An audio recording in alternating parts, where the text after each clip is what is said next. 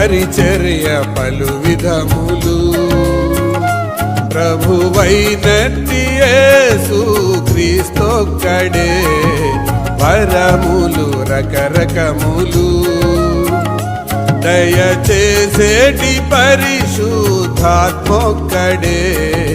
పరిచర్య పలు విధములు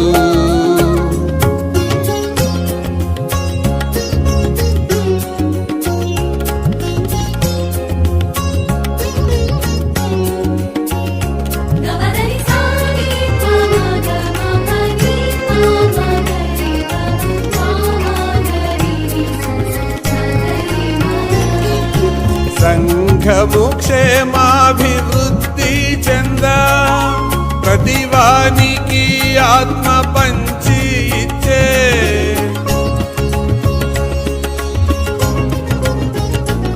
నందు ప్రియులారా, కొరింథీ సంఘానికి అపోస్తుడైన పౌలు ఉత్తరాన్ని రాస్తూ ఆ యొక్క సంఘములో మాసిదోనియా సంఘాన్ని గురించిన ప్రస్తావన తీసుకొని వచ్చాడు.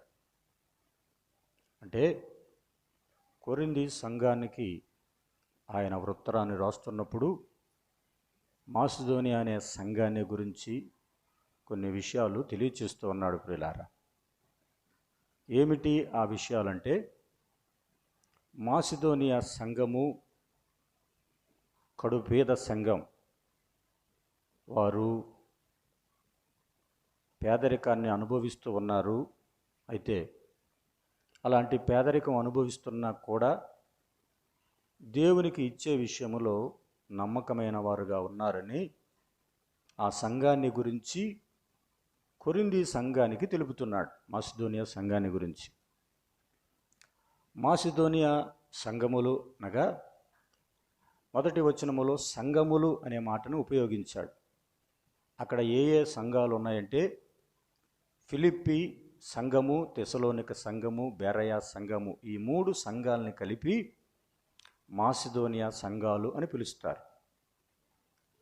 ఎందుకు అంటే, అపోస్తుడైన పౌలు ఆసియా ఖండాన్ని సువార్త బాగా ప్రకటించి ఇప్పుడు యూరోప్ ఖండానికి వెళ్ళటానికి మరి ప్రయాణం అవుతున్నాడు. దేవుని ఆత్మ ఆసియాలో ప్రకటించకూడదని బలవంతం చేసింది.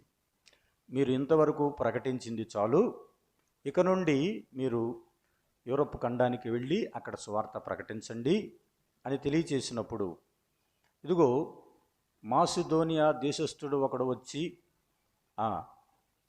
మమ్మలను బలవంతము చేసినట్లుగా దర్శనములో పౌలు చూసి, అప్పుడు మాసిదోనియా సంఘానికి వెళ్ళటానికి వారు ప్రయాణమై వెళ్ళి అక్కడ మొట్టమొదటిగా ఫిలిప్పీ పట్టణానికి వారు చేరుకున్నారు. ఫిలిప్పీ పట్టణములో ఆ నదీ తీరము దగ్గర వారు లూదియా అనేటువంటి ఒక స్త్రీకి సువార్త ప్రకటించారు.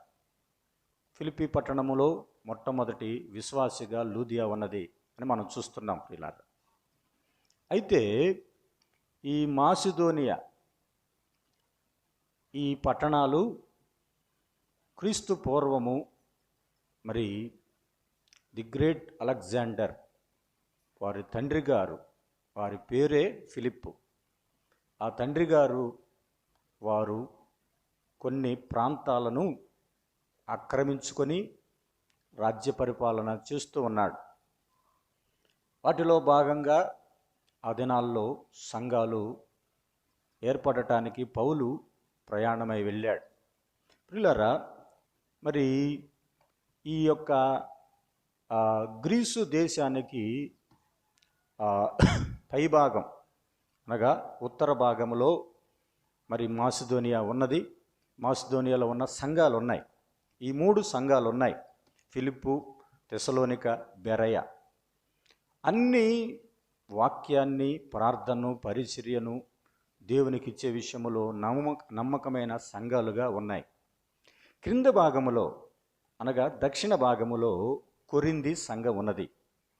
ప్రియులారా, ఈ కొరింథీ సంఘము మరి ఎంతో విస్తారమైనటువంటి సంఘముగా, ఆర్థికంగా అభివృద్ధి చెందిన సంఘముగా, అక్కడ సంఘములో ఉన్నవారు ధనవంతులు అనే మాట మనం చూస్తున్నాం ప్రియులారా.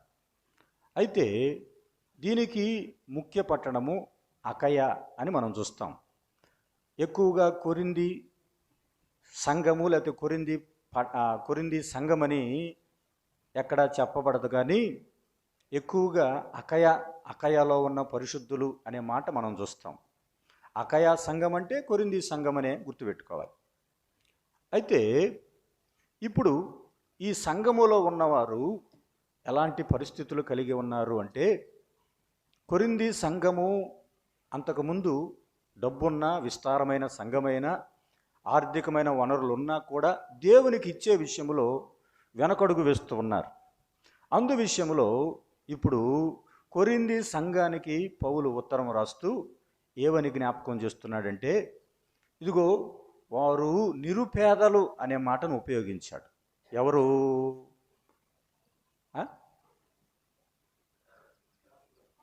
మాసిదోనియా సంఘం, కొరింథీ సంఘం కాదు. వారు నిరుపేదలు. మాసిదోనియా సంఘము ఎలాంటి వారు? వారు నిరుపేదలు. వారు పేదరికాన్ని అనుభవిస్తూ శ్రమల్లో వారు సంతోషించారు అనే మాట రాశాడండి అక్కడ. వారు నిత్యము పేదరికాన్ని అనుభవిస్తూ దేవుణ్ణి గణపరుస్తున్నారు అన్నాడు.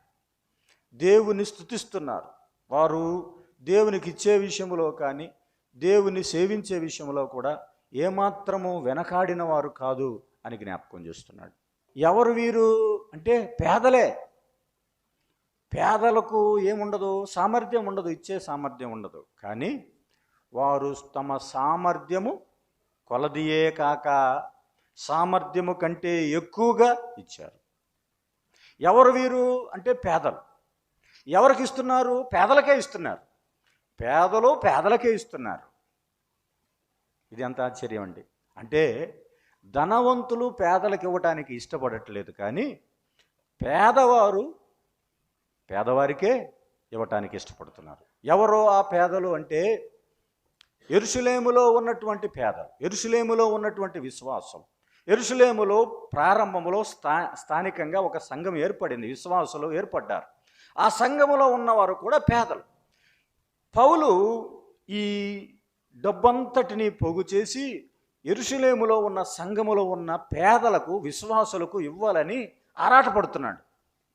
పౌలు యొక్క ఉద్దేశం తన కోసం ఎప్పుడు సంపాదించుకోవాలి అనే ఆశ ఒక దైవజనుడిగా అతనికి లేదు.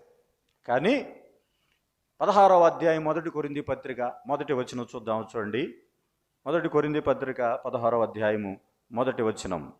పరిశుద్ధుల కొరకైన చందా విషయమైతే వారి చేత మీ ఉపకార ద్రవ్యమును ఎక్కడికి పంపుతాడంటండి? యెరూషలేముకు పంపుతాను అంటున్నాడు ప్రియులారా. అంటే యెరూషలేములో ఎవరున్నారు? పేదలు ఉన్నారు. యెరూషలేములో ఉన్న పేదలకు పంపటం కోసము పౌలు ప్రయాసపడుతున్నాడు. ఆ ధనాన్ని తీసుకొని వెళ్ళి వారికి ఇవ్వాలి. వారు పేదలు. ప్రియులారా, పేదల విషయంలో దైవ చట్టం ఏం చెప్తుందంటే, పేదలను మనము ఆదుకోవాలి, పేదలను మనం ఆదరించాలి, పేదల అక్కర్లు మనము తీర్చాలి. వారి అవసరంలో మనం తోడ్పాటు కలిగి ఉండాలని దేవుని వాక్యం చెబుతుంది. ద్వితీయోపదేశకాండం 15వ అధ్యాయము 7వ వచనం నుంచి చదివితే, బీదవాడైన నీ సహోదరుని ఎడల కటాక్షము చూపక నీవు వానికి ఏమి ఇయ్యకపోయిన ఎడల వాడు ఒకవేళ నిన్ను గూర్చి యెహోవాకు మొరపెట్టును, అది నీకు పాపము. చూసారా? నువ్వు ఇయ్యకపోతే ఏం చేస్తాడంట ఆ పేదవాడు? నీ గురించి, అయ్యా అంత ధనం ఉన్నా కూడా ఒక్క పైసా కూడా చెయ్యి చాపలేనివాడుగా ఉన్నాడని నిన్ను గూర్చి ఆ పేదవాడు యెహోవాకు మొరపెట్టును. అప్పుడు ఏమంటున్నాడండి? అది నీకు శాపం, అది నీకు శాపం. అయితే యెరూషలేములో ఎవరున్నారు? పేదలున్నారు. కఠినమైనటువంటి దారిద్ర్యాన్ని అనుభవిస్తున్న వారు ఉన్నారు, అద్దెలు కట్టుకుంటున్న వారు ఉన్నారు, దేవుణ్ణి నమ్మారు కానీ విశ్వసించిన వారు ఉన్నారు. దేశంలో పేదలు ఉండక మానరని దేవుని వాక్యం చట్టం చెబుతుంది. అనగా దేశంలో ఉన్నారంటే సంఘంలో కూడా ఉంటారు. అయితే వారి విషయంలో శ్రద్ధ తీసుకోవాలి అని ధనం కలిగినటువంటి సంఘానికి ఒక సంఘాన్ని గురించి ఉదాహరణ చెప్తూ ఉన్నాడు. అయ్యా, మాసిదోనియా సంఘములో వారు నిరుపేదలైనా కూడా వారి దాతృత్వము గొప్పది, వారి ప్రేమ గొప్పది, వారు శ్రమల్లో కూడా వారు చెయ్యి చాచారు. వారు ఎంతగా మరి ఆ యెరూషలేములో ఉన్న విశ్వాసుల కొరకు ప్రయాసపడ్డారో తెలుసా అని ఒక సంఘము ఎదుట మరొక సంఘాన్ని ప్రోత్సహిస్తూ తెలియజేస్తున్నాడు. అర్థమైందా? ఒక సంఘము అంటే ఒక సంఘాన్ని ఎదుట మరొక సంఘాన్ని ప్రోత్సహిస్తున్నాడు అంటే ఆ సంఘము బలహీనమైన స్థితిలో ఉన్నది కాబట్టి ఆ బలమైనటువంటి సంఘాన్ని ఎత్తి చూపి ఏం చేస్తున్నాడు? దానికి పాఠాన్ని నేర్పుతూ ఉన్నాడు. అంతే. పరిచర్య చేసే విషయంలో కానీ, వాక్యం విషయంలో కానీ, లేకపోతే ఇచ్చే విషయంలో కానీ పోలికలు ప్రభువారు జ్ఞాపకం చేస్తూ ఉంటాడు అనేక సార్లు. ఇదిగో ప్రియులారా, పౌలు కూడా ఒక సంఘాన్ని గురించి జ్ఞాపకం చేస్తూ ఉన్నాడు. తెసలోనిక సంఘానికి గురించి చెప్తూ, ఇదిగో బెరయా సంఘములో ఉన్నవారు తెసలోనిక సంఘము కంటే అంటున్నాడు. ఏం చేస్తున్నారంటే వారు వాక్యాన్ని విన్నారు, వాక్యాన్ని నేర్చుకున్నారు. ఏం చేస్తున్నారు? వాక్యములో ఉన్నవో లేవో, లేఖనాల్లో ఉన్నవో లేవో అని పరిశీలించి చూస్తున్నారు. ఎవరు? బెరయా సంఘం. చూసారా? ఒక సంఘాన్ని పోల్చి చూస్తున్నప్పుడు ఒక సంఘములో బలాలు ఉంటాయి, ఒక సంఘంలో బలహీనతలు ఉంటాయి. బలాలు బలహీనతలు రెండు సంఘాలు ఉన్నప్పుడు ఆ సంఘము దీనికంటే గొప్పది, దీనికంటే అది గొప్పది. వారు ప్రార్థనాపరులు, వారు జ్ఞాపన బాగా చేస్తారు, వారు ఆరాధన బాగా చేస్తారు, వారు స్తుతులు బాగా చెల్లిస్తారు. ఆ సంఘము ఎంతో క్రమం కలిగినది, ఎంతో సాక్ష్యం కలిగినదని ఒక సంఘాన్ని గురించి మరొక సంఘం దగ్గర చెప్తున్నప్పుడు అది మనకేంటిది? ప్రోత్సాహమే అని గుర్తుపెట్టుకోవాలి. నిజమే. మరి కొరింథీ సంఘం ముందు ఏ సంఘాన్ని ఉంచాడు? మాసిదోనియా సంఘాన్ని ఉంచాడు. ఆ సంఘాల వారు అనే మాటను జ్ఞాపకం చేస్తున్నప్పుడు ఆ ఫిలిప్పు, తెసలోనిక, ఈ బెరయ, ఈ మూడు సంఘాలు మాసిదోనియా సంఘాలుగా పిలువబడుతూ ఈ సంఘాల్లో ఉన్నవారు దేవునికి వారు ప్రేమను పంచుతున్నారు. దేవుని పిల్లలకు వారి ప్రేమను పంచుతున్నారు. ఇచ్చే విషయంలో వారు ప్రేమను పంచుతున్నారు అన్నాడు. వారు ఇవ్వటానికి ఇష్టపడ్డారు. కొన్నిసార్లు డబ్బున్నా ఏముండదండి, ఇష్టం ఉండదు. ఏమిద్దాములే, నాకే సరిపో. పేదలు అని అనుకునేది. పేదవారు ఏమనుకుంటారంటే నాకే సరిపోవట్లా, నా కుటుంబానికి సరిపోవట్లేదు, నేనేమి ఇవ్వాలి అని అనుకుంటారు. కానీ వారు ఏం చేశారు చూడండి. రోమాపత్రిక 15:26 ఎలా అనగా యెరూషలేములో ఉన్న పరిశుద్ధులలో పేదలైన వారి నిమిత్తము మాసిదోనియా వారును అకయ వారును కొంత సొమ్ము చందా వేయుటకు ఇష్టపడిరి. ఇంకేమన్నాడు చూడండి. అవును, వారు ఇష్టపడి దానిని చేసిరి. చూసారా? అంతే. వారు ఇష్టపడ్డారు. అకయ సంఘము వారు, బెరయా సంఘస్థులు, ఆ మాసిదోనియా సంఘస్థులు యెరూషలేములో ఉన్న పరిశుద్ధులైన పేదల విషయంలో శ్రద్ధ కలిగి ఉండాలి. ప్రియులారా, సంఘములో పేదలు ఉంటారు, నిరుపేదలు ఉంటారు, కష్టం చేసుకునేవారు ఉంటారు, రకరకాల వారు ఉంటారు, ధనవంతులు ఉంటారు. అయితే దేవునికి ఇచ్చే విషయములో ఎక్కువగా పేదలే ఇస్తున్నారు అని దేవుని వాక్యం చెబుతూ ఉంది ప్రియులారా. అయితే నీవు నేను దేవునికి ఇవ్వాలి. సామెతల గ్రంథములో ఏమని 15 బీదలను కనికరించువాడు యెహోవాకు అప్పిచ్చువాడు అన్నాడు. బీదలను కనికరిస్తే ఎవరికి అప్పు ఇచ్చినట్టండి? వాని ఉపకారమునకు యెహోవా ప్రత్యుపకారము చేయును అన్నాడు. నీవు చేసిన ఉపకారాన్ని దేవుడు మర్చిపోడు. పేదలు లేని చిన్నచూపు ఉండకూడదు అని జ్ఞాపకం చేస్తున్నాడు. పేదల విషయములో మనము ఎలా ప్రవర్తిస్తున్నాము? మనం ఎలా ఇవ్వాలి? మనము దేవుడు మనకు ఒక సామర్థ్యం ఇచ్చాడు. ఎవరిచ్చారు నీకు ఈ సామర్థ్యము? ఎవరిచ్చారు నీకు ఈ పంటలు, ఈ పొలాలు, ఈ వ్యాపారాలు, ఈ ఉద్యోగాలు, ఈ బట్టలు, ఈ ధనము? ఇవన్నీ మనం చూస్తే కీర్తన గ్రంథం 50వ అధ్యాయంలో ఆయన అంటాడు కదా, కొండ మీద వెయ్యి కొండల మీద పశువులన్నీ నావే, వెండి బంగారము నాదే. మలాకీ గ్రంథంలో కూడా చెప్తాడు, వెండి నాదే, బంగారము నాదే, సమస్తము నాదే, భూమి సమస్తమును నాదే అన్నాడు. అన్నీ ఆయన ఉంటుండగా ఆయనకి ఇవ్వటానికి మనం ఇష్టపడట్లా. ఎందుకని? నేను, నా కుటుంబము, నా పిల్లలు, వారి ఉద్యోగాలు, వారి వ్యాపారాలు, వారి చదువులు, మనం ఎక్కువగా ఆలోచించేది ఇదే ఆలోచన చేస్తాం. దేవునికి ఇవ్వటంలో, లేకపోతే పేదలకు ఇవ్వటంలో, పేదలకు ఇవ్వటం అంటే ఎవరికి ఇచ్చినట్టు అన్నాడండి? దేవునికి ఇచ్చినట్లే అన్నాడు. కాబట్టి దేవునికి ఇచ్చే విషయంలో అనేక సార్లు మనము వెనుదిరుగుతూ ఉన్నాము అని జ్ఞాపకం చేస్తున్నాడు. ఎలా ఇవ్వాలి? మనము దేవునికి ఇష్టపడి ఇవ్వాలి. అంత మాత్రమే కాదు, దేవునికి శక్తి కొలది. అక్కడ ఏమంటున్నాడు? శక్తి కొలది ఇచ్చారంటండి. అంటే శక్తి కొలది అంటే వారికి దేవుడు ఎంత సామర్థ్యం ఇచ్చాడో. నూతన నిబంధన చట్టం ఏమి చెప్తుంటే నీ శక్తి కొలది ఇవ్వు అన్నాడు. నీ శక్తికి మించి కూడా ఇవ్వమంటున్నాడు. శక్తి కొలది ఇవ్వమన్నాడు, శక్తికి మించి ఇవ్వమంటున్నాడు. ప్రియులారా, శిష్యుల్లో ఎవరెవరు ఇచ్చారంటండి? ప్రతివాడును అన్నాడు. ఎవరెవరిచ్చారు? వాళ్ళు చూసుకుంటారులే, వాళ్ళు ఇస్తారులే అనుకోలేదు. నాకేం పని, నాకేమైనా బాధ్యతలు ఉన్నాయా అనుకోలేదండి. శిష్యులలో ప్రతివాడును తన శక్తి కొలది యోదయలో కాపురమున్న సహోదరులకు సహాయము పంపుటకు నిచ్చింది. ప్రతివాడు అంటే దాంట్లో ఇవ్వని వాడు ఒకడు కూడా లేడు. అందరూ ఇచ్చారు. మాసిదోనియా సంఘములో ఫ్యాక్టరీలు అక్కడ ఆ పట్టణంలో సరైన వసతులు లేవు. కొరింథీ సంఘములో వ్యాపారాలు ఉన్నాయి, ఫ్యాక్టరీలు ఉన్నాయి. కొరింథీ చాలా విస్తారమైనటువంటిది, ధనవంతులు ఉన్నది. కానీ మాసిదోనియాలో రెక్కాడితే డొక్కాడదన్నట్టుగా కూలి చేసుకోవాలి, వారికి అవసరాలు, అద్దెలు కట్టుకోవాలి, ఏదన్నా పని చేస్తే భార్యాభర్తలు ఇద్దరు పని చేయాలి. అంత కష్టంతో కూడింది. ఈరోజు పని చేస్తేనే రేపు మాకు కూలి దొరుకుతుంది, ఆ కూలిని 4 రోజులు పెట్టుకొని ఎలా తినాలనే ఆలోచనే తప్ప వారు ఏమి ఆస్తులు సంపాదించుకోవాలనే ఆలోచన వారికి లేదు. అలాంటి వారు ప్రియులారా, మధ్యతరగతి నిరుపేదలు వర్గాలు ఉన్నాయి కదా, మనందరికీ తెలుసు. ధనవంతులు, మధ్యతరగతి వారు, నిరుపేదలు. మధ్యతరగతి ధనవంతులకి ఉదాహరణకి ఒక పెద్ద ప్లాస్మా టీవీ ఉంటుంది, హోమ్ థియేటర్ ఉంటుంది ఇంట్లో. ధనవంతులకి. మధ్యతరగతి వారికి ఏముంటుంది?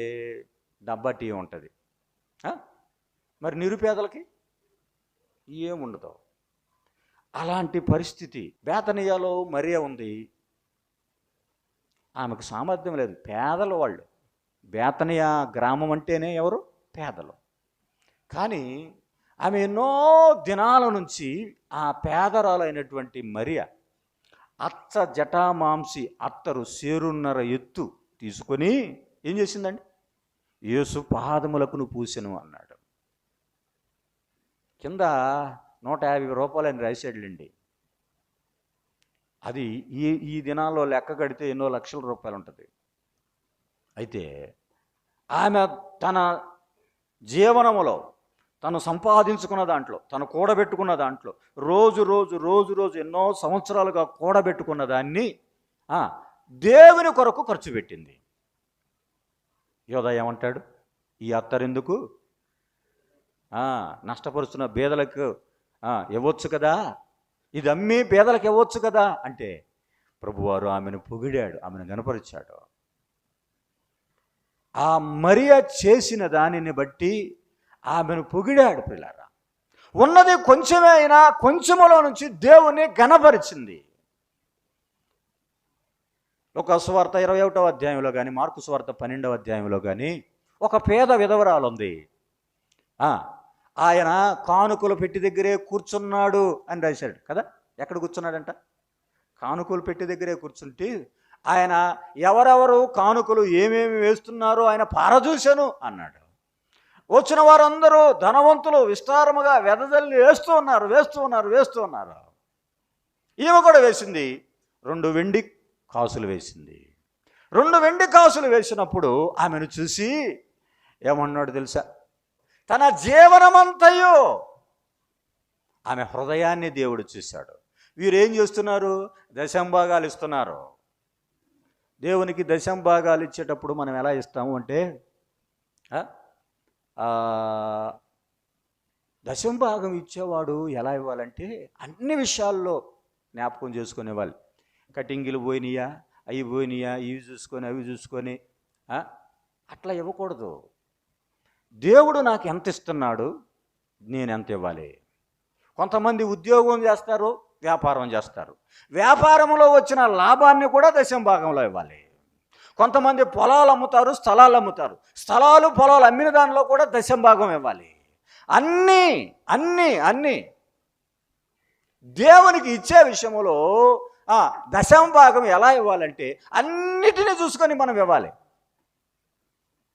ఆదికాండం ఒక మాట జ్ఞాపకం చేస్తాను, చూద్దాం చూడండి. ఆదికాండము 28వ అధ్యాయము ఆఖరి వచనం చూద్దాం చూడండి. 22వ వచనం ఏమన్నాడు? మరియు స్తంభముగా నేను నిలిపి ఈ రాయి దేవుని మందిరమగును అంటూ ఏమన్నాడు యాకోబు? మరియు నీవు నాకిచ్చు యావత్తులో 10వ వంతు నిశ్చయముగా నీకు. యావత్తు అంటే ఏమిటి? మొత్తం. నువ్వు నాకు పొలం ఇచ్చావా, స్థలం ఇచ్చావా, ఆస్తిపాస్తులు ఇచ్చావా, పిత్రార్జితం ఇచ్చావా, ఉద్యోగం ఇచ్చావా, వ్యాపారం ఇచ్చావా, పొలం ఇచ్చావా, ఏది ఇచ్చినా దాంట్లో నుంచి నేను ఇవ్వాలి. పొలం ఇస్తే పొలం పంటలో నుంచి సంవత్సరానికి వచ్చే పంటను తీసుకొచ్చి ఇవ్వాలి అంటున్నాడు. ప్రియులారా, నీకు కలిగిన దానిలో ఇచ్చుట కాదు కానీ నీకు రానయున్న డబ్బు, జీతము, రిటైర్మెంటు, స్థలము, పొలాలు, అద్దెలు కూడా వస్తాయి కదా కొంతమందికి, ఇల్లు, అద్దెలు, పిత్రార్జితము, దేవుడిచ్చి యావత్తులో నుంచి అన్నాడు. దేవుడిచ్చి యావత్తులో నుంచి ఏం చేయాలి? మనం ఆయనకి 10వ భాగము ఇవ్వాలి, దశంభాగం మనం ఇవ్వాలి. అనుమానం లేదు. అయ్యో ఈ వారం ఖర్చు ఎక్కువైందండి, వచ్చే నెలలో ఇస్తాను అనుకునేవారు ఉంటారు. ఈ నెలలో హాస్పిటల్ ఖర్చు అయిపోయిందండి, మరొకసారి ఇస్తాను అనుకునేవారు ఉంటారు. ఈ నెలలో నువ్వు ఇవ్వలేదు అంటే మరొక నెలలో ఇస్తున్నావంటే 2 నెలలు కలిపిస్తున్నావా? లేదు కదా. ఈ నెలలో ఇవ్వలేకపోయినాడు 2 నెలలు కలిపిస్తావు. నువ్వు 2 నెలలు కలిపి లేదంటే అర్థం ఏమిటంటే దేవునికి నీవు అప్పు ఉన్నావు అని అర్థం. ప్రియులారా, ఒకవేళ ఇవ్వకపోతే ఏమంటున్నాడండి? మలాకి 3వ అధ్యాయం 8వ వచనంలో, మీరు నా యొద్ద దొంగిలించారు, నాకు ఇవ్వాల్సిన ఇవ్వకుండా మీరు దొంగిలించారు, మీరు నా యొద్ద దొంగిలించిరి అని యెహోవా సెలవిచ్చుతున్నాడు. అంటే నువ్వు దేవునికి ఏమి బాకీ కట్టాలి? ఈ నెలలో ఇవ్వకపోతే నువ్వేం చేయాలి? నువ్వు అనుకుంటున్నావు నువ్వు బాకీ కట్ట అవసరం లేదులే, నేను ఏమి ఇవ్వాల్సిన పని లేదులే అనుకుంటున్నావు నువ్వు. దేవుడు ఏం చేస్తాడు తెలుసా? తనకు కట్టాల్సిన బాకీని ఏం చేస్తాడు చెప్పండి?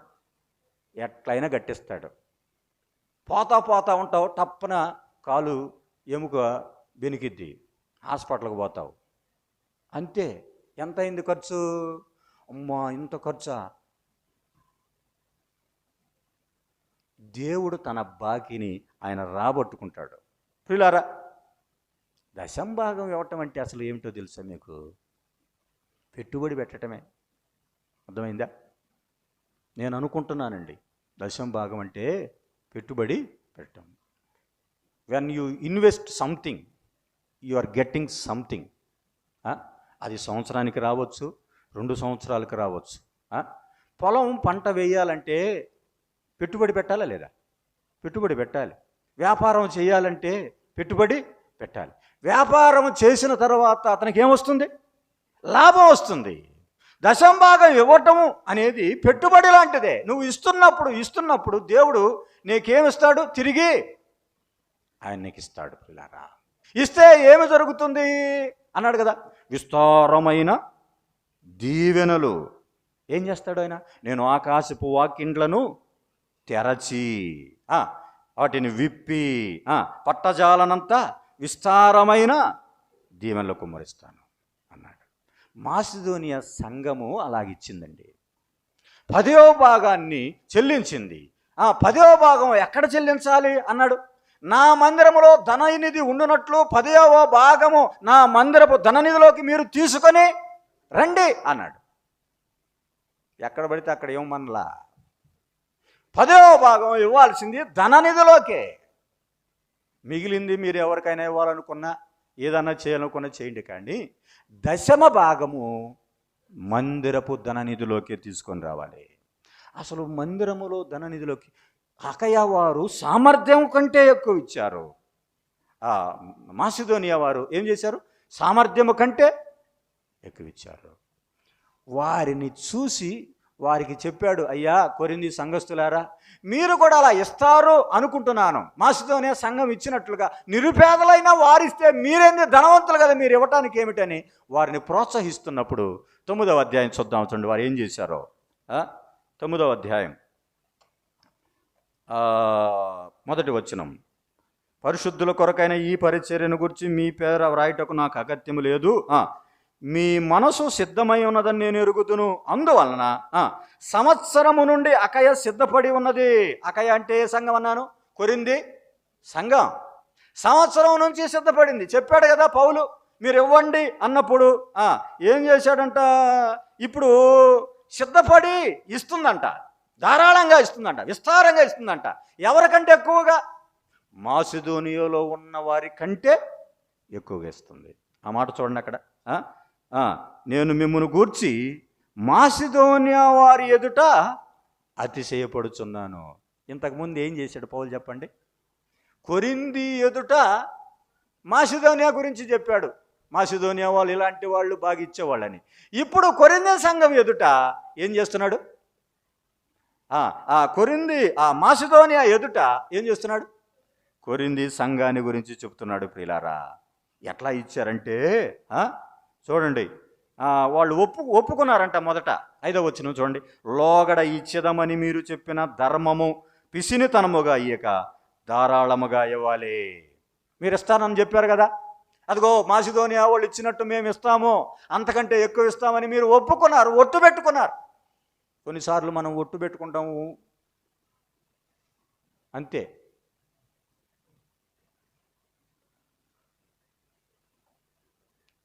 ఐదు సంవత్సరాలు అయిపోయినా కూడా ఆ ఒట్టు తీరల. కొంతమంది అవసరాని కోసం ఒట్టు పెట్టుకుంటారు, కొంతమంది ఆపదల్లో ఒట్టు పెట్టుకుంటారు. ప్రభువా నువ్వు నాకు అది ఇస్తే. కొడుకును సేవకిస్తాను అనుకున్నాడు ఒక ఆయన. పెద్దోడయ్యాడు, చదివాడు, మంచి ఉద్యోగం వచ్చింది. ఇక డబ్బులు ఇస్తూనే లేకే పేరు కూడా సమర్పణరావు అని పెట్టాడు. ఈ సమర్పణరావుకి పేరు పెట్టాడు, కానీ ఇప్పుడు డబ్బులు వస్తున్న కొద్దీ అతడు దేవునికి ఇవ్వటానికి, దేవుని సేవకు పంపటానికి తండ్రి ఇష్టపడలా. కొద్ది రోజులకి దేవుడు అతనికి, తండ్రికి, సేవకుడికి, అరే నా కుమారుడు కూడా సేవకు రావాలని దేవునికి ఒట్టు పెట్టుకున్నావు కదని దేవుడు సారి జ్ఞాపకం చేసిన కుమారుడు తెచ్చేటువంటి ఆ యొక్క డబ్బును చూసి ఇవ్వటానికి ఇష్టపడలా. కొంతకాలానికి తండ్రికి పక్షవాతం వచ్చింది. ప్రియులారా, పక్షవాతం వచ్చింది. నిజమే, దేవుని డబ్బు దేవునికి ఇవ్వటానికి మనం అనేక సార్లు వెనకాడుతూ ఉన్నాం. అయితే దేవునికి ఇచ్చే విషయంలో నువ్వు ఎలా ఉన్నావు? పేదల విషయంలో నువ్వు ఎలా ఉన్నావు? ప్రియులారా, ఇష్టపడి ఇచ్చారు, శక్తి కొలది ఇచ్చారు, సామర్థ్యము కంటే ఎక్కువ ఇచ్చారు, మాదిరి కొలది. అంటే మాసిదోనియా సంఘం మాదిరి సంఘం, ఇతరులను ప్రేరేపించింది, ప్రోత్సహించింది, ఇచ్చటానికి, ఇవ్వటానికి ప్రేరేపించిన సంఘం మాసిదోనియా సంఘం. ఉత్సాహముగా ఇవ్వటానికి ఇప్పుడు సిద్ధపడ్డారు కొరింథీ సంఘం. ప్రియులారా, అలాగిస్తే దేవుడు ఆశీర్వదిస్తానంటున్నాడు. కాబట్టి ఇదిగో దేవుడు ఎలాంటి వాడంటే ఆయన ధనవంతుడయ్యుండి మీ నిమిత్తం ఏమయ్యాడండి? దరిద్రుడయ్యాడు. ఎందుకని? తన దారిద్ర్యము వలన మిమ్ములను ఏం చేయాలని? అది మిమ్మల్ని ధనవంతులు చేయాలని ఆయన ఇష్టపడుతున్నాడు. అదేంటో తెలుసా? యేసుక్రీస్తు కృప అన్నాడండి. యేసుక్రీస్తు కృపను మీరు ఎరుగుదురు కదా. ఎరుగుదురు కదా అంటే ఏమిటో తెలుసా? కృప అంటే ఇవ్వటమే. The grace is given something to others.